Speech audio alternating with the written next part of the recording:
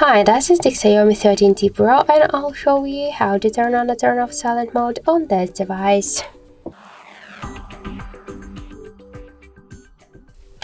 So first we should just open the settings, then tap to the sounds and vibration.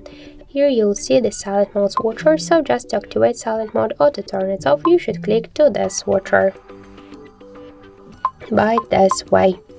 If you wanna just activate silent mode by another way, you could make it just by mute the ringtone volume panel. We could see that the silent mode is activated. To unmute it, just unmute ringtone volume.